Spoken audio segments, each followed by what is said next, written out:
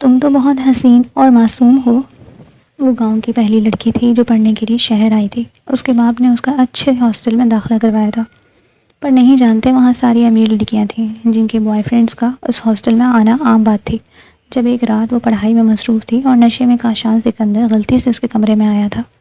उसने धक्के देते डर कर काशान सिकंदर को कमरे से निकाला था, पर नशा उतरने के बाद भी काशान सिकंदर को वो धक्के याद थे।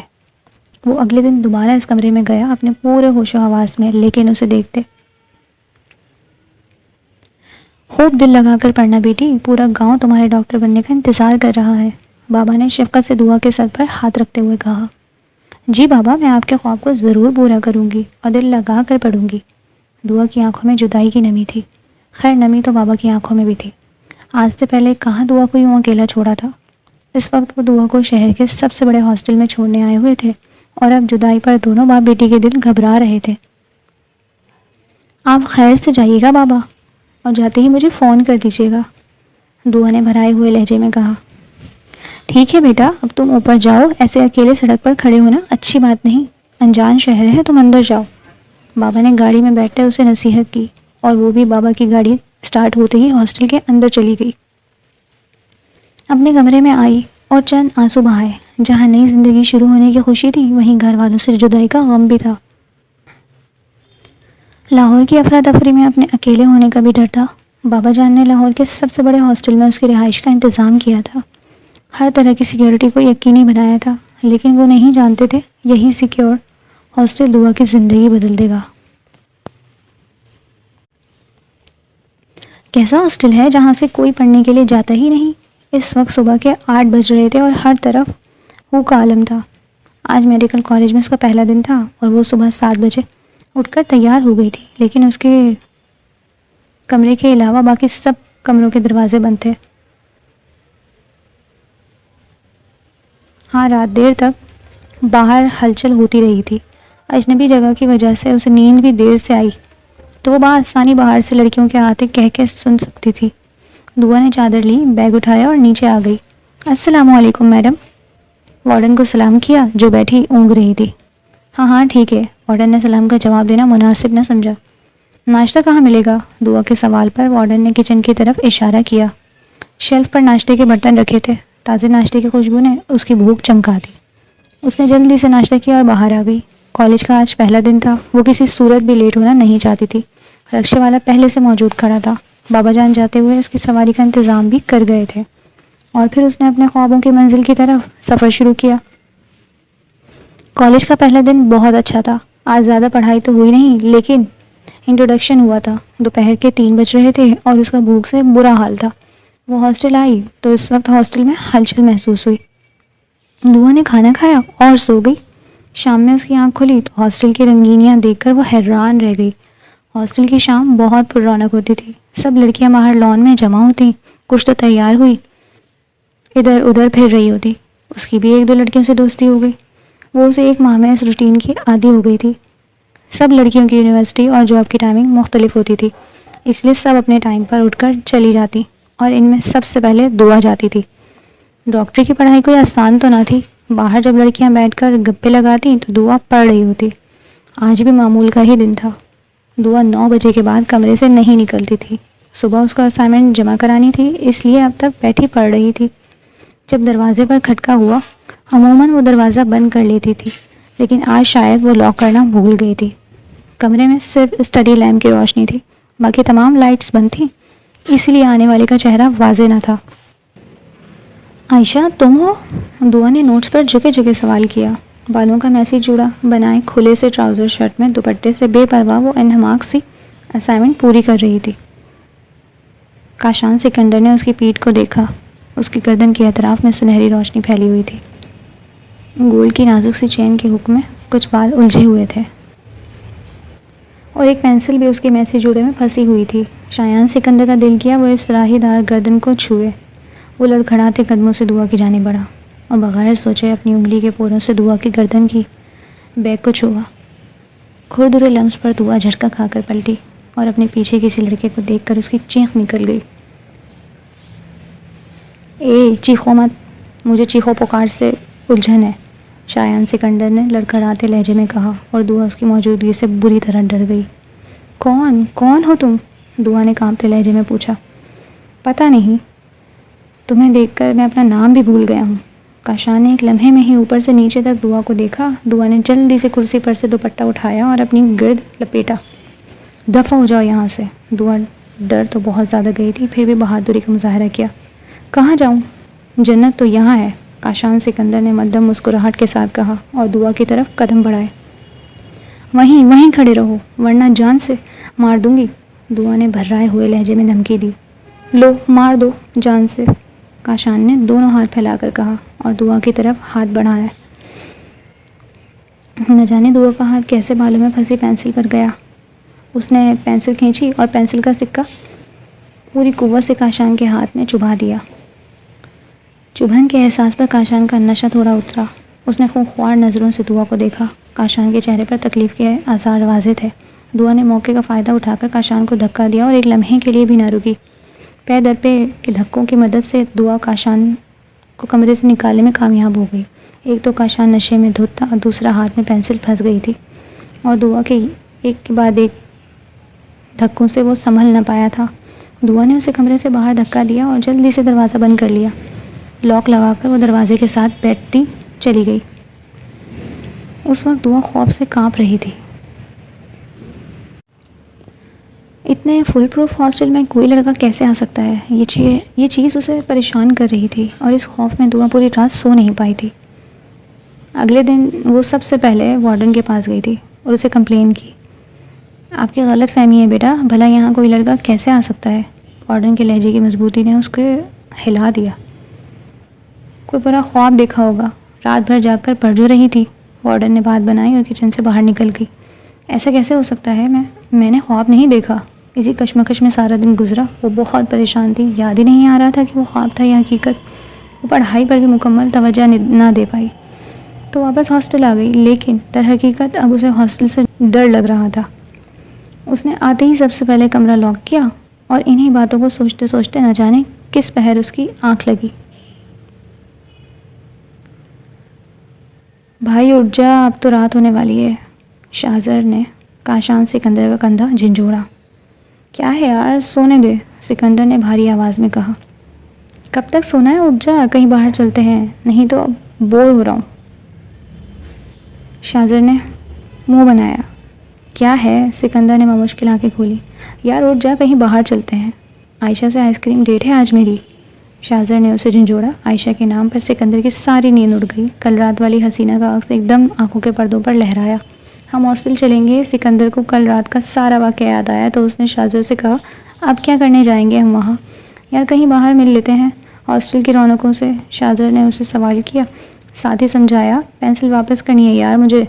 उसने अपना हाथ शाहजर के सामने किया जहाँ काले रंग का गहरा डॉट वाज़ेह था। इस वक्त तो हाथ में अकड़ाहट भी महसूस हो रही थी। कल कम बेइज्जती हुई थी जो आज भी चले, शाहजर ने मुंह बनाकर कहा। हम कौन सा पहली दफ़ा जा रहे हैं जो तुम इतना सोच रहे हो? तुम आयशा के साथ एंजॉय करना और मैं नया शिकार करूँगा। वैसे भी आजकल अपनी महबूबा के सीट खाली है, कोई नया किराएदार हम शौक़ से रखेंगे, सिकंदर ने ज़ोमानियत से कहा और शाहजर मुस्कुराया। बहुत कमीना है तू, आयशा ने झूठ नहीं कहा था, पीस शानदार है। शाहजर की बात पर सिकंदर ने कहका लगाया। चल यार तैयार हो, फिर निकलते हैं, वरना आयशा आइसक्रीम पार्लर के लिए हॉस्टल से निकल जाएगी, शाहजर ने कहा और तैयार होने अपने कमरे की तरफ बढ़ गया। हेलो मैडम, कैसी हैं? इस वक्त वो दोनों वार्डन के सामने खड़े थे। खाने का एक पैकेट शाहजर ने वार्डन को पकड़ाया। ध्यान किया करो लड़कों, कल गलत कमरे में चले गए थे। वो लड़की साफ़ सुथरी लड़की है, ऐसे गलत कामों में नहीं है। जो लड़कियां ऐसी होती हैं उनका रूम नंबर तो मैं तुम्हें खुद बता देती हूँ और तुम गवाह हो, मेरे बताए हुए माल ने तुम्हें कभी मायूस भी नहीं किया। वार्डन ने आंख दबाकर खबासत से कहा। कोई बात हुई है मैडम? वार्डन की बात पर शाहजर ने चौंक कर पूछा। आई थी वो सुबह, कहती है रात कोई लड़का मेरे कमरे में घुस गया था, रो रही थी। मैंने कहा कोई बुरा ख्वाब देखा होगा। अभी तो मैंने टाल दिया है, लेकिन आज उस वहाँ से गुजरना भी मत जहाँ उसका कमरा है। मैं शाहजर साईं आयशा को पिछले गार्डन में भेज देती हूँ, वार्डन ने कहा और वो दोनों आगे बढ़े। क्योंकि सिकंदर को वार्डन ने नए कमरे का नंबर जो दे दिया था, वो लड़की सिकंदर की पहले भी दोस्त रह चुकी थी और अब आज सुबह उसने खुद वार्डन से बात की थी कि वो उसकी दोस्ती दोबारा सिकंदर से करा दे। सिकंदर धीमी चाल चलता ऊपर लेफ्ट विंग में आ गया। शाहज़र पहले ही पिछले वार्डन की तरफ मुड़ गया था। वो आज फिर उस कमरे के सामने खड़ा था और शायद आज फिर दुआ की बदनसीबी थी कि कमरे का लॉक वो लगाना भूल गई थी। जब इंसान किसी चीज़ पर ज़्यादा तवज्जो देता है तो गलतियाँ भी ज़्यादा होती हैं, जैसे आज दुआ से हुई थी। सारा दिन बार बार लॉक लगा रही थी और अब रात को उसको ऐसा लगा कि उसने कमरे को लॉक कर लिया है, इसलिए पुरसुकून सी सो रही थी। काशान सिकंदर दबे पाँव कमरे में दाखिल हुआ और सोई हुई दुआ को देखने लगा। वो बेहद खूबसूरत थी और उसका प्लस पॉइंट ये था कि हुस्न के साथ उसके पास मासूमियत थी। चेहरा इतना मासूम था कि देखने वाले को प्यार आ जाए और सिकंदर इसी मासूमियत का दीवाना हो गया था। नशे में होने के बावजूद वो चेहरा आंखों में बस गया और होश में आने पर जो चेहरा सबसे पहले आंखों में उतरा था वो दुआ का ही था। अब भी वो महवियत से खड़ा दुआ की दराज खामदार पलकें देख रहा था। दिल ने शिद्दत से ख्वाहिश की कि वो अपने होठों से उन्हें छुए और वो अपने दिल की ख्वाहिश पूरा करने के लिए आगे बढ़ा। घुटनों के बल उसके बेड के पास बैठ गया और आहिस्ता से हाथ आगे बढ़ाया। उसने बड़ी आहिस्तगी से दुआ की पलकों को छुआ। बड़ा दिल फरेब लम्स था। सिकंदर सरशार हुआ। उसने उंगली से दुआ के चेहरे पर सतर खींची और दुआ कसमसाई, लेकिन सिकंदर ने हाथ नहीं खींचा और उसकी गुस्ताखी पर दुआ की नींद टूटी। अध खुली आंखों से जैसे ही दुआ ने सिकंदर को देखा, उसकी चीख निकल गई। सिकंदर ने जल्दी से उसके होठों पर हाथ रखकर चीख को रोका। क्या कर रहे हो यार? क्या ये ज़रूरी है कि तुम मेरी आमद की खबर पूरे हॉस्टल को दो? सिकंदर आज नशे में नहीं था, लेकिन दुआ को देखकर बहक गया था। खौफ से दुआ की आंखें फैल गई थी और बड़ी बड़ी आंखों से मोटे मोटे आंसू निकलकर सिकंदर के हाथों को नम कर रहे थे। प्लीज़ शोर मत मचाना, तुमसे बातें करने आया हूँ, सिकंदर ने उल्फत से कहा और आहिस्तगी से हाथ हटाया। दुआ ने उसे धक्का दिया और बाहर की तरफ भागी। सिकंदर ने आगे बढ़कर उसका हाथ थाम कर करीब किया और दुआ उसके सीने से आ लगी। छोड़े मुझे, कौन है आप? दुआ ने हिचकी लेते पूछा। आपका आशिक, तुमसे मिलकर पहली नज़र की मोहब्बत पर यकीन हो गया है मुझे। सिकंदर ने उसकी आंखों पर फूंक मारी और दुआ ने उससे अलग होने की कोशिश की। छोड़े मुझे, दुआ ने रोते हुए कहा और शायद सिकंदर को इस पर तरस आ गया। उसने दुआ को छोड़ा, लेकिन पहले उसे वादा लिया। पहले तुम वादा करो कि तुम बाहर नहीं भागोगी, सुकून से मेरी बात सुनोगी। सिकंदर की बात पर दुआ ने मजबूर होकर हामी भर ली और सिकंदर ने उसका हाथ छोड़ दिया। आप कौन हैं? दुआ ने रोते हुए पूछा। मैं काशान सिकंदर हूँ। पहले लोग सिर्फ फ्लड सिकंदर के तौर पर जानते थे, लेकिन तुमसे मिलने के बाद लगता है अब लोग मुझे आशिक सिकंदर के तौर पर जानेंगे, सिकंदर ने मध्यम से मुस्कुराहट के साथ कहा। और अब तुम मुझे अपना बताओ, सिकंदर ने उसके बेड पर बैठते सवाल किया। सिकंदर का अंदाज इतना फ्रैंक था कि ऐसा लग रहा था कि दोनों बहुत पुराने दोस्त हैं। आप यहाँ क्यों आए हैं? अगर किसी ने आपको यहाँ देख लिया तो मैं बदनाम हो जाऊँगी, हॉस्टल वाले मुझे यहाँ से निकाल देंगे, दुआ ने रोते हुए कहा। तुम्हारे पहले सवाल का जवाब, तुम्हारी पेंसिल वापस करने आया हूँ। उसने जेब से पेंसिल निकाल कर दुआ की तरफ बढ़ाई। दुआ आंखें फाड़े उसे देख रही थी। वैसे मुझे बहुत दर्द हुआ था कल, सिकंदर ने मुंह बसोर कर कहा और दुआ को यकीन हो गया था कि कल उसने ख्वाब नहीं देखा था। और दूसरी बात का जवाब, कोई तुम पर उंगली उठाए मैं वो उंगली ही न तोड़ दूँ। अब तुम सैयद काशान सिकंदर की हो और तुम पर उंगली उठाने का मतलब है उंगली मुझ पर उठी है, यानी बिजनेस टाइकॉन सैयद काशान सिकंदर पर। उसके लहजे में गुरूर था। आप कैसी बातें कर रहे हैं? प्लीज़ आप जो भी हैं जाएं यहाँ से, किसी ने देख लिया तो मुझे हॉस्टल से निकाल देंगे, दुआ ने भराए हुए लहजे में कहा। ऐसे ही निकाल देंगे? उनकी इतनी जुर्रत नहीं है इनमें, और जितने ये पारसा हैं मुझे अच्छे से पता है। तुम्हारी वो खुर्राट वार्डन ही हम जैसों को कमरा नंबर बताती हैं। सिकंदर के इंकिशाफ ने दुआ को हिला दिया था। ये मैं कहाँ आ गई हूँ? दुआ रोते हुए बड़बड़ाई और ज़मीन पर बैठती चली गई। तुम परेशान क्यों हो रही हो? तुम्हारी हिफाजत अब मेरी जिम्मेदारी है। सिकंदर भी उसके सामने घुटनों के बल बैठा। आप कौन हैं? दुआ ने नम पलकों से उसे देखा। यार इतना बड़ा इंट्रो दिया तो है अभी, सिकंदर ने मुस्कुराकर कहा। अगर मेरी इज्जत करते हैं तो यहाँ से जाएं। दुआ की बात पर सिकंदर के माथे पर बल पड़े। अभी चला जाता हूँ, लेकिन कल सुबह तुम मुझसे मिलने आओगी। मैं तुमसे तसल्ली से बात करना चाहता हूँ। दुआ की खैर होती हालत पर सिकंदर को तरस आ गया। जब यहाँ से जाने का फ़ैसला किया, दुआ ने जल्दी से हामी भर ली और सिकंदर उठकर जाने लगा।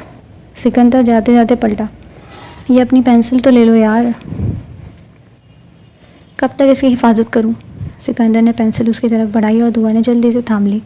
वैसे ही तुम्हारे बालों में बड़ी हसीन लगती है। उसने जाते जाते भी रोमांस करना ज़रूरी समझा। वो जाते जाते फिर पलटा और दुआ का भरपूर जायज़ा लिया। दुआ इसके देखने के अंदाज पर घबरा गई। जैसे ही सिकंदर बाहर निकला, दुआ ने आगे बढ़कर दरवाज़ा लॉक किया और दरवाजे के साथ ज़मीन में बैठकर रोने लगी। ये सब क्या हो रहा था? ये किस किस्म का हॉस्टल था? इस घिनौने काम में शामिल है। और इसके पापा इस हॉस्टल को एक सिक्योर हॉस्टल समझ रहे थे। वो न जाने कितनी देर रो रही थी। नींद तो अब आनी नहीं थी। उसको शायद बुखार हो गया था। आज बहुत अहम लैब वर्क होना था, इसीलिए उसका कॉलेज जाना बेहद ज़रूरी था। यहाँ मौजूद हर इंसान से उसका एतबार उठ गया था। अगर बाबा को हॉस्टल चेंज करने का कहती तो वो परेशान हो जाते। इसीलिए उसने सोचा था खुद कोशिश करके हॉस्टल ढूंढेगी और बाबा को कह देगी कि ये हॉस्टल कॉलेज से दूर था। इसने हिम्मत की और तैयार होने लगी। मस्टर्ड कलर के कुर्ते पजामे में मस्टर्ड दुपट्टा ओढ़े सुर्ख आंखों और चेहरे के साथ वो मुरझाए हुए फूल की तरह लग रही थी। उसने ब्लैक शॉल को सर पर ओढ़ा और बाहर आ गई। वार्डन ने उससे बोलना चाहा, लेकिन वो उन सब से इतनी बददिल हो गई थी कि आंख उठाकर भी उनकी तरफ ना देखा और बाहर आ गई। रिक्शे वाला पहले से ही इंतज़ार में खड़ा था। वो जल्दी से बैठी और कॉलेज की तरफ रवाना हो गई। लैब वर्क करके अभी वो बाहर आई ही थी कि अजनबी नंबर से मैसेज आया। आप वादा वफा नहीं करती। हमने तो सुना था गांव वाले वादों के पक्के होते हैं। उसने मैसेज पढ़ा और उसके हाथ कांपने गए। उनको मेरा नंबर कहाँ से मिला? वो सोच में पड़ गई। प्लीज़ आ जाए। सुबह से इसी रेस्टोरेंट में बैठा हूँ जहाँ कल आपसे मिलने का वादा लिया था। कॉफ़ी पी पीकर आपका इंतज़ार कर रहा हूँ और अब मेरी बर्दाश्त जवाब दे गई है। अगर आप ना आई तो मैं आपके कॉलेज या हॉस्टल आ जाऊँगा, वो भी दिन दहाड़े बगैर किसी की परवाह किए। सिकंदर ने अपने दिल का हाल बयान करने के साथ साथ धमकी भी दे डाली। दुआ वाकई उसकी धमकी से डर गई और कॉलेज से बाहर आकर रिक्शे वाले को रेस्टोरेंट का पता बताया। बेटा वहाँ खैरियत से जाना है? रिक्शे वाले अंकल ने पूछा। अंकल वहाँ आज मेरी दोस्त ने सालगिरह की दावत रखी है, बस 20 मिनट में वापस आ जाऊँगी। अगर ना गई तो नाराज़ हो जाएगी, उसने अटकते हुए कहा। बस बेटा, ये अमीर और इनके चोंचले, इनकी दोस्ती भी बुरी और दुश्मनी भी। रिक्शे वाले अंकल की बात पर उसने सर हिलाया। वो उस वक्त ना सिर्फ खुद खौफज़दा थी बल्कि शर्मिंदा भी थी। पहली बार वो किसी नामहरम से मिलने जा रही थी, लेकिन ये उसकी मजबूरी थी, वरना वो शख्स हॉस्टल आ जाता।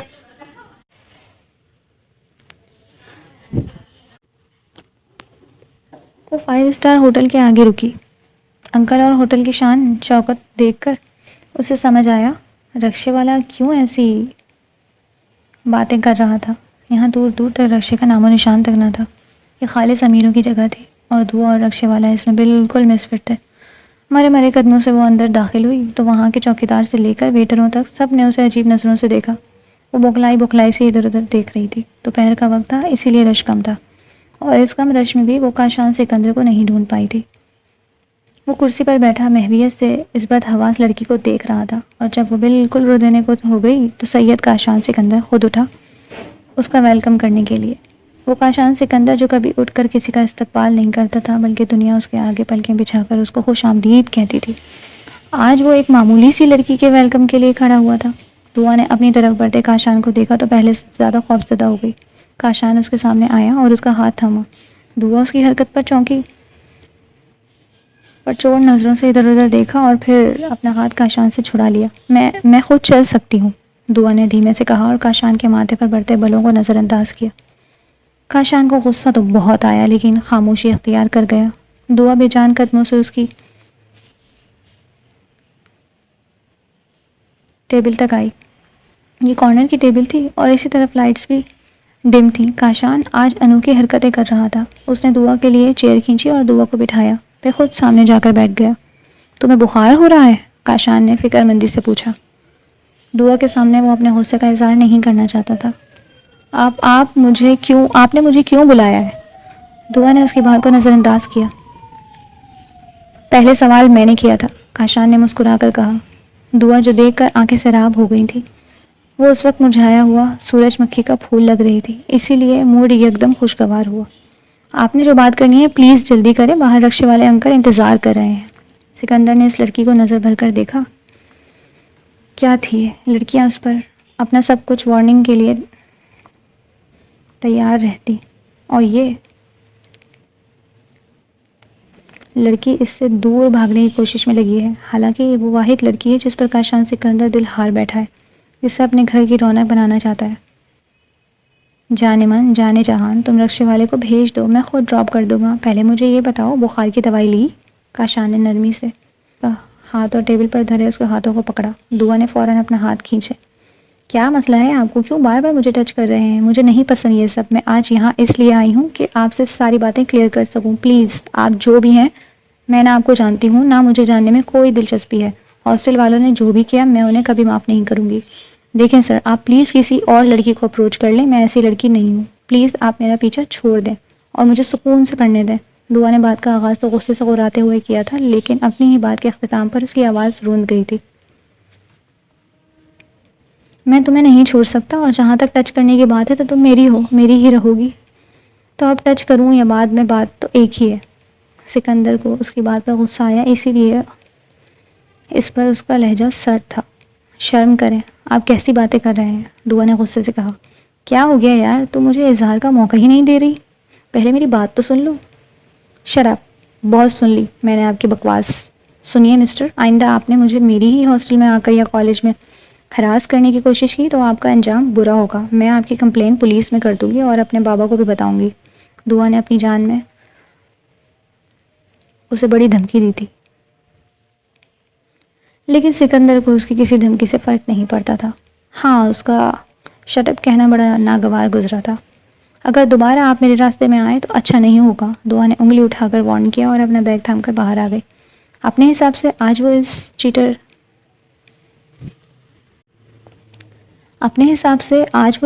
को बंद कर रही थी, लेकिन ये चैप्टर उसकी इस हरकत से बंद होने के बजाय हमेशा के लिए खुल गया था।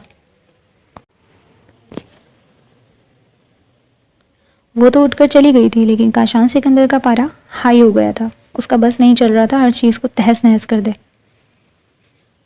और फिर बहुत सारे दिन सुकून से गुजर गए। दुआ खुश थी कि उसकी धमकी कारामद साबित हुई और वो सिकंदर से पीछा छुड़ा गई। ज़ोर शोर से पढ़ाई हो रही थी क्योंकि उसके पहले साल के पेपर होने वाले थे। इन बहुत सारे दिनों में वो एक दफ़ा भी घर नहीं गई थी।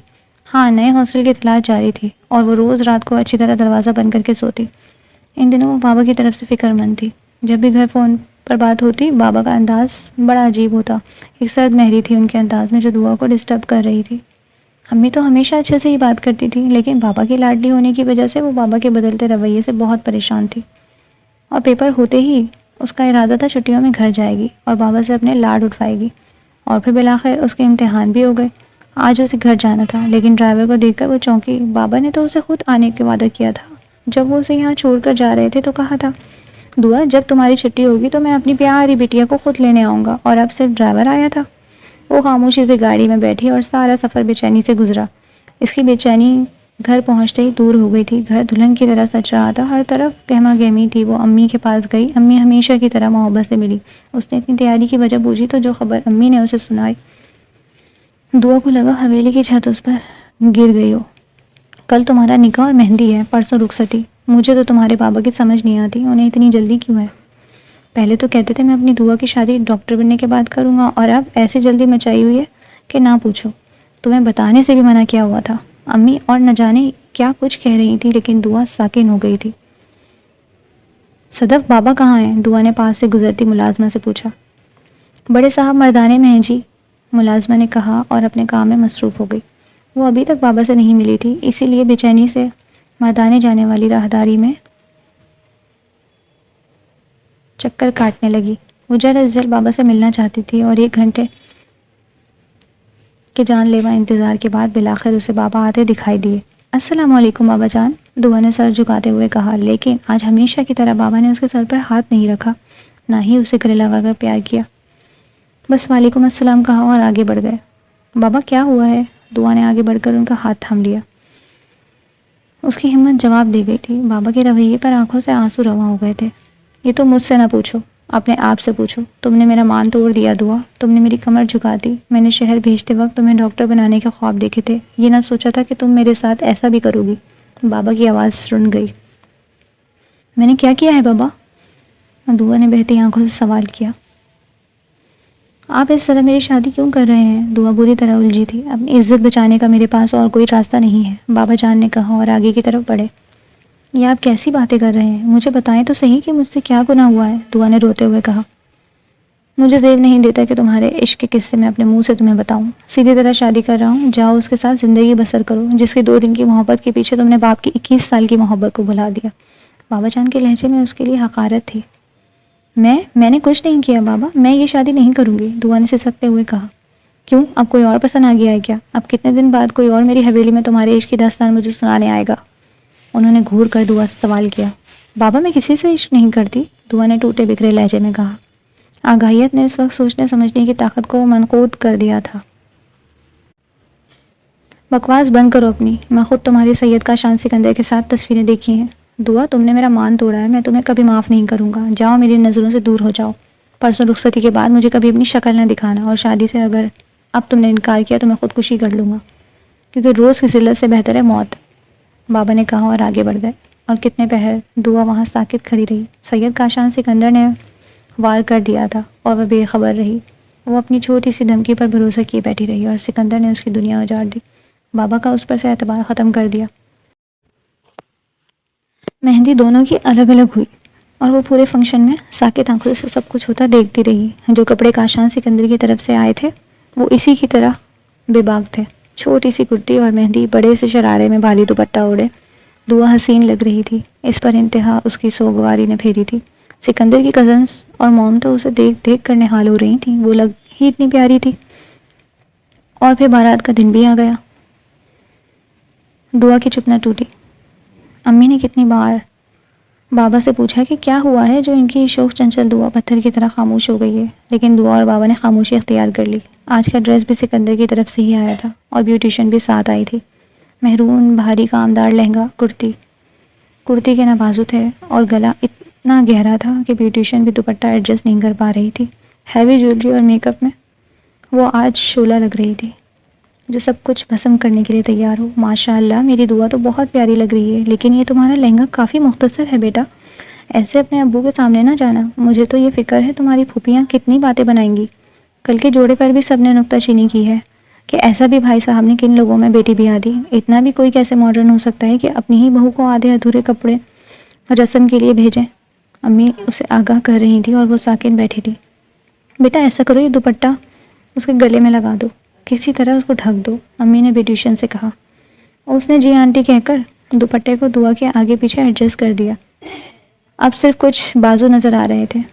बाहर बारात का शोर था तो अम्मी बाहर चली गई। दुआ ने नज़र उठाकर शीशे में न देखा। जब से बाबा ने कहा था मैं तुम्हारी शक्ल भी नहीं देखना चाहता, दुआ ने अपनी शक्ल नहीं देखी थी, ऐसे जैसे वो खुद से भी नाराज़ हो गई हो।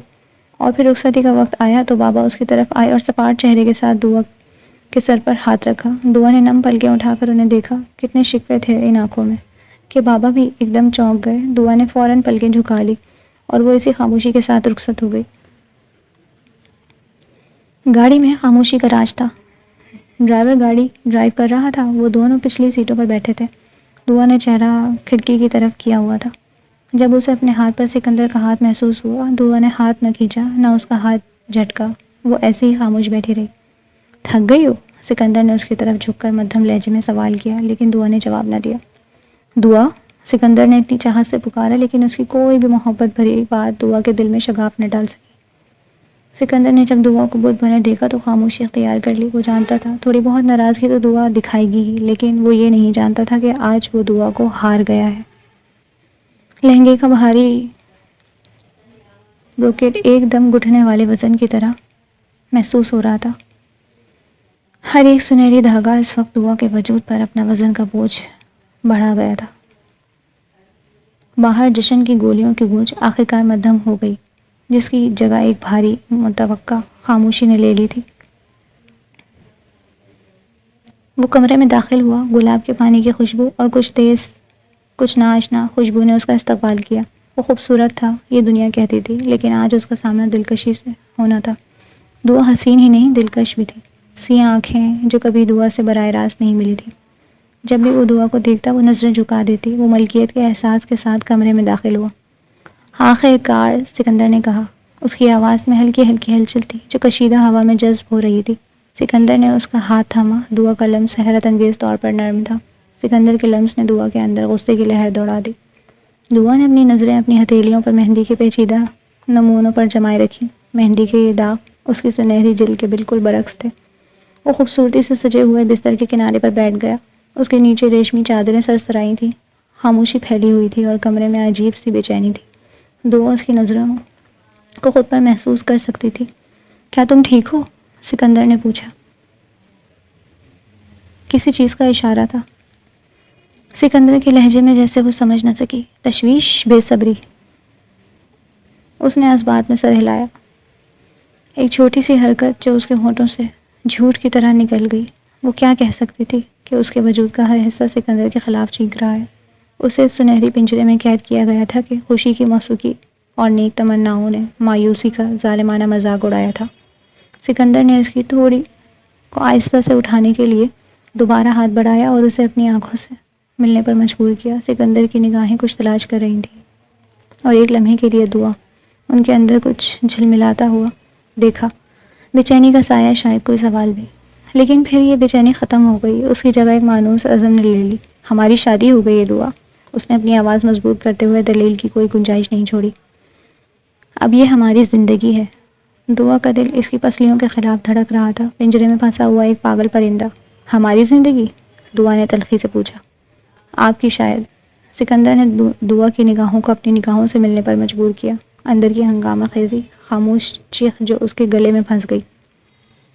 लेकिन दुआ की आंखें पढ़ने के काबिल नहीं रहीं। एक सियाह आईना था जो सिर्फ उसके अपने खौफ की अक्कासी कर रहा था और सिकंदर ने इस वक्त उसकी आंखों के हर खज़े को इग्नोर किया था और अपने मुँहज़ोर जज्बात का इजहार किया। दुआ उसके मुँहज़ोर जज्बात के आगे बेबस रही। ये तुमने इतना लाइट कलर क्यों पहना है मन? तुम्हें तो आज कोई शोख रंग पहनना चाहिए था मेरे जज्बात की तरह। सिकंदर ने दुआ का हाथ थामकर उसे अपने करीब किया। वो जो सोफ़े पर बैठी थी, सिकंदर की बात पर भी उसने निगाहें उठाकर उसकी तरफ न देखा और यही चीज़ अब सिकंदर को डिस्टर्ब कर रही थी। दुआ का सर्द सपाट अंदाज सिकंदर की किसी शौक शरारत पर, किसी मोहब्बत भरे जुमले पर भी दुआ के चेहरे की रंग नहीं बदलते थे। रात भी जब वो उसके करीब हुआ तो न जाने दुआ के इन वादियों में खो गई थी। आंखें बंद किए वो सिकंदर से गाफिल थी। सिकंदर को अब उसकी इस खामोशी से डर लग रहा था। दुआ प्लीज़ मेरी तरफ देखो, सिकंदर ने बेबसी से कहा। दुआ ने निगाहें नहीं उठाईं और सिकंदर बेचैन हुआ। नाराज़ हो मुझसे? सिकंदर ने उसके हाथ दबाते पूछा। तुमने वो कंगन भी नहीं पहने जो मैंने तुम्हारे लिए इतनी मोहब्बत से बनवाए थे। सिकंदर ने उसके हाथ को अपने अंगूठे से रब किया। दुआ अभी कुछ कहती कि बाहर दरवाज़ा नॉक हुआ और सिकंदर उससे दूर हुआ। भाई दुआ, भाभी के घर वाले नाश्ता लेकर आए हैं, सिकंदर की कज़न ने इतला दी और वो दोनों बाहर की तरफ बढ़ गए। दुआ बाबा से नहीं मिली, ना उनकी तरफ से मुलाकात का पैगाम आया, ना ही दुआ ने ऐसी कोई ज़िद की और ये बात अम्मी को परेशान कर गई। और बिल्कुल यही हरकत वलीमे में हुई। वो और सिकंदर साथ साथ खड़े थे जब उसने बाबा को अपनी तरफ बढ़ते देखा। सिकंदर, आप प्लीज़ बाबा से वहीं जाकर मिल लें, बाबा को यहाँ मत आने दें, दुआ ने भर्राए हुए लहजे में कहा। वो बुरी तरह काँप रही थी। क्या हुआ है दुआ, तुम ठीक हो? सिकंदर ने पूछा। जी, आप प्लीज़ नीचे जाकर उनसे मिल लें, दुआ ने फिर से कहा। तुम नहीं मिलोगी अंकल से? सिकंदर ने उसका हाथ थाम कर पूछा। वो मेरी शक्ल नहीं देखना चाहते। दुआ की आँख से आंसू गिरा जिससे उसने फ़ौरन साफ कर लिया और चेहरे का रुख मोड़ लिया। सिकंदर इसकी बात पर चौंका और ख़ामोशी से नीचे उतर गया। वो अंकल से मिला और अंकल वापस बाहर चले गए। ना उन्होंने दुआ से मिलने की ख्वाहिश जारी की। हम दुआ को अपने साथ लेकर जाएंगे, अम्मी ने दुआ को प्यार करते कहा। जैसे आपकी मर्ज़ी बहन, सिकंदर की मम्मा ने नरमी से कहा। इस वक्त दुआ और सिकंदर स्टेज पर अकेले थे। सिकंदर, दुआ ने मध्यम लहजे में कहा, अंदाज अब भी सपाट था। हम, सिकंदर ने उसकी तरफ वालेहाना नज़रों से देखते कहा। दुआ का सिकंदर कहना उसके मन में बेशुमार जज्बों को पैदा करता था। आप अम्मी को मना कर दें कि मैं रस्म के मुताबिक उनके साथ गाँव नहीं जा सकती, दुआ ने अटकते हुए कहा। इतनी मोहब्बत हो गई है मुझसे, सिकंदर ने शौक़ी से कहा। मेरे अंदर आपके नाम की इतनी नफ़रत है कि अगर वो आप देख लें तो शायद आप मर ही जाएं। दुआ फनकारी और उसके लहजे की नफ़रत पर सिकंदर शश रह गया। दुआ, तुमने अंकल आंटी के साथ जाने से इनकार क्यों किया? इस वक्त वो दोनों बालकनी में खड़े थे। दुआ सामने गार्डन को देख रही थी, जबकि सिकंदर उसके जज्बात से आ रही चेहरे को। वलीमे के बाद उसको ना भेजने की सारी जिम्मेदारी सिकंदर ने अपने सर ले ली थी। शादी को 1 माह हो गया था। दुआ एक दफ़ा भी गाँव नहीं गई थी। दुआ का अंदाज सर्दो सपाट होता, ना वो किसी से बोलती। अगर कोई उससे बात करता तो हाँ में जवाब देती। उसने कॉलेज जाना भी छोड़ दिया था। सिकंदर ने 1-2 बार उसे कॉलेज जाने का पूछा तो उसने कहा, मुझे आगे नहीं पढ़ना। इस मुख्तसर जवाब के बाद दुआ ने इस टॉपिक पर बात नहीं की। उसका ये अंदाज़ हर गुजरते दिन के साथ सिकंदर को परेशान कर रहा था। वैसे ही दुआ ने मुख्तसर जवाब दिया। दुआ, सिकंदर ने उसे बाजू से पकड़कर अपनी तरफ मोड़ा और दोनों आमने सामने खड़े थे। मैं शादी की पहली रात तुमसे अपने किए हर अमल की माफ़ी मांग चुका हूँ। मैंने तुम्हें खुद बताया कि मैं तुम्हारे गांव गया था और अंकल से कहा कि हम दोनों एक दूसरे से मोहब्बत करते हैं। होटल में भी मैंने चुपके से अपनी और तुम्हारी कुछ तस्वीरें ली थी। अंकल को वही दिखाकर अपनी बात को सच साबित किया। मेरा इरादा गलत नहीं था, मैं बस तुम्हें हासिल करना चाहता था। तुम वो लड़की हो जिसने मुझे मोहब्बत का मतलब समझाया। मैं तुम्हें खोना नहीं चाहता था, इसीलिए ये कोशिश की। लेकिन अब मुझे लगता है मैंने तुम्हारा वजूद पा लिया, लेकिन तुम्हारी रूह खो दी। तुम मेरे पास होकर भी मुझसे बहुत दूर नज़र आती हो। सिकंदर ने बेबसी से कहा, मुझे आपसे नफ़रत है सिकंदर। मैं इस दुनिया में सबसे ज़्यादा अपने शौहर से नफ़रत करती हूँ। जिस चीज़ को आप मोहब्बत कहते हैं, आपने तो मोहब्बत की, लेकिन मेरा क्या? इस मोहब्बत की छीना झपटी में मैंने अपना सब कुछ खो दिया, अपने बाबा को, अपने ख्वाबों को। दुआ पहली बार उसके सामने खुली थी। ये पहला इतना बड़ा जुमला था जो इस 1 माह में दुआ ने बोल दिया था। मेरे बाबा मुझसे नफ़रत करते हैं। पता है उन्होंने मुझे क्या कहा था? उन्होंने कहा था, दुआ मुझे दोबारा कभी अपनी शक्ल मत दिखाना।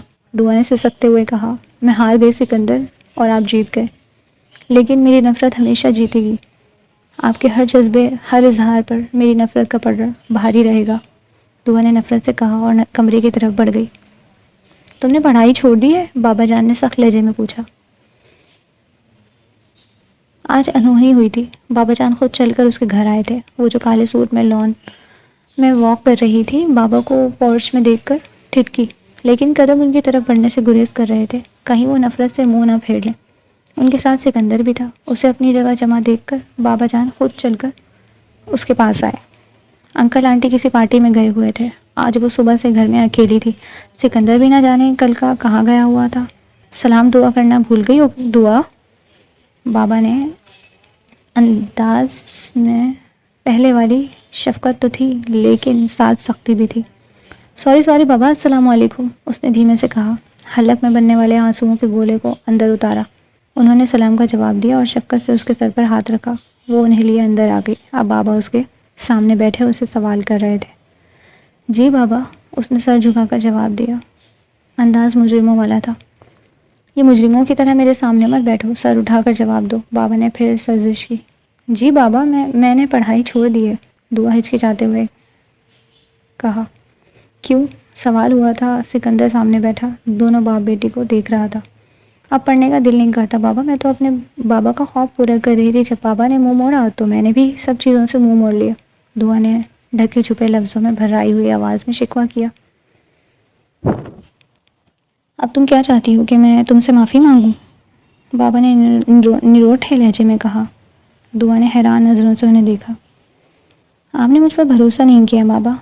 मैं ऐसी तो ना थी कि कोई भी आए आपको मेरे बारे में कुछ गलत कहे और आप इस पर यकीन कर लें। दुआ ने उनके गले लगकर सिसकते हुए कहा।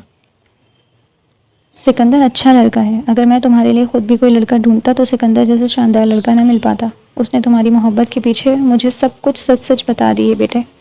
गलती तो मेरी है जो मैंने तुम पर अपनी परवरिश पर शक किया। मुझे माफ़ कर दो और मेरे साथ सिकंदर को भी। वो तुमसे सच्ची मोहब्बत करता है, बाबा ने नम लहजे में कहा। आप ऐसी बातें ना करें बाबा, आप माफ़ी ना मांगें, दुआ ने मोहब्बत से कहा। सिकंदर को भी माफ़ कर दो। बाबा की फरमाइश पर दुआ ने सिकंदर को देखा। दोनों की नज़रें मिली और दुआ ने नज़रें फेर ली। सिकंदर पर उसकी इस हरकत ने उदासी के सायों को बढ़ा दिया। वो कॉलेज से वापस आई तो आज सिकंदर घर पर ही था।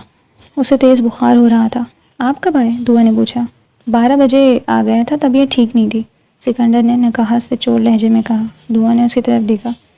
चेहरे पर जर्दियाँ घुली हुई थी। पता नहीं क्यों दुआ को उस पर तरस आया था। सच तो ये थी कि वो अब तक उसे माफ़ नहीं कर सकी थी। हालांकि बाबा ने उसे बहुत समझाया था और कहा था वो यही समझे कि ये शादी बाबा की पसंद की है, लेकिन फिर भी सिकंदर की तरफ से उसका दिल साफ ना हुआ था। और अब सिकंदर को इस तरह लागर देखकर न जाने क्यों उसके दिल की बर्फ़ पिघली थी। आपने डॉक्टर को चेक कराया है? दुआ के सवाल पर सिकंदर ने मुश्किल आंखें खोली। नहीं, मुख्तसर जवाब। हद है वैसे, इतना तेज़ बुखार है और आप ऐसे ही पड़े हैं। उठें, डॉक्टर के चलते हैं, दुआ ने झिंझिला कर कहा। अच्छा है मर जाऊं तो तुम्हारी जान छूट जाएगी, सिकंदर अजियत से मुस्कुराया। क्या ये ज़रूरी है कि आप हर दफ़ा वो बात करें जिससे मेरा दिल दुखे? दुआ ने उसका गिरेबान थाम कर पूछा। चेहरे पर गुस्सा वाज़ेह था। सिकंदर ने हैरत से उसके बदले तेवर देखे। ऐसे मत देखें, दुआ ने नन्होठेपन से कहा। अब क्या ये ज़रूरी है कि मैं मुंह से कहूँ कि मैंने आपको माफ़ कर दिया है? मैं आपके साथ पुरसुकून ज़िंदगी गुजारना चाहती हूँ। कई महीनों की कदूरत यकदम दूर हुई थी। पता नहीं क्यों वो उसे बीमार देखकर सब भूल गई थी। याद रहा था तो बस ये कि सिकंदर बीमार है और अगर उसे कुछ हो गया तो उसकी सबसे कीमती चीज़ कहीं खो जाएगी। फिर से कहो दुआ, ये लफ्ज़ सुनने के लिए मेरे कान तरस गए थे। सिकंदर एकदम उठकर बैठा और दुआ को कंधों से थाम कर पूछा। इतने से मैं ही सिकंदर का सांस बुरी तरह भूल गया था। क्या कर रहे हैं? अपनी हालत देखें, सुकून से लेट जाएं, मैं खुद दवाई देती हूँ, दुआ ने कहा और उसे लिटाया। दुआ ने उसे दवाई दी और ठंडे पानी की पट्टियाँ की। उसकी तवज्जो का नतीजा था कि सिकंदर का बुखार 1 घंटे में उतर गया था। सिकंदर, दुआ ने उसको सूप पिलाते हुए कहा। नजरें झुकी हुई थी। आंखों में देखकर बात करो मन, सिकंदर ने मोहब्बत पाश नज़रों से कहते उसका चेहरा ऊपर किया। आप अब भी हॉस्टल में लड़कियों के रूम में जाते हैं? दुआ ने झिझकते हुए पूछा। पहले जाता था, लेकिन जब से तुम मिली मैंने फ्लर्ट छोड़ दिया। दुआ, तुमने तो भटके हुए को राह दिखाई है। मेरा मरकज़ तुम हो। अब तो ज़िंदगी सिर्फ तुम्हारे गिर्द घूम रही है। मैं नहीं जानता दुनिया में तुम्हारे अलावा कोई और लड़की भी है। सिकंदर के इतने वालेहाना इज़हार पर दुआ की आंखें नम हुई। कभी बदलिएगा नहीं सिकंदर, सारी ज़िंदगी मुझसे ऐसे ही मोहब्बत कीजिएगा। मैं ज़रा बेएतबार हूँ, अगर कभी गुमराह हो जाऊँ और एतबार की डोर कच्ची कर बैठूँ तो भी आप इसी तरह मेरे साथ रहिएगा। मेरी किसी भी ज़िद के बावजूद मुझे छोड़ मत दीजिएगा, दुआ ने भर्राए हुए लहजे में कहा। जिनकी मोहब्बत मुझे मिलती है, अगर वो मुझसे बेएतबार हो जाएं तो मैं तो टूट ही जाऊँगा ना। बाबा की बेएतबारी मुझे ऐसे ज़ख्म दे गई जो आज भी सोचती हूँ तो दिल दुख जाता है। अगर कभी कोई आपको मेरी तरफ से बेएतबार करे तो मुझ पर यकीन कीजिएगा। उसकी आवाज़ रोन गई और सिकंदर को शर्मिंदगी हुई कि उसने एक नाजुक सी लड़की को कितना डरा दिया था। बेएतबारी का खौफ अब उसके अंदर कुंडली मारे बैठा था, लेकिन वो जानता था ये खौफ अपने अमल और बेहद मोहब्बत से दूर कर देगा। आगे ज़िंदगी खूबसूरत थी क्योंकि उसको दुआ का साथ जो मिल गया था।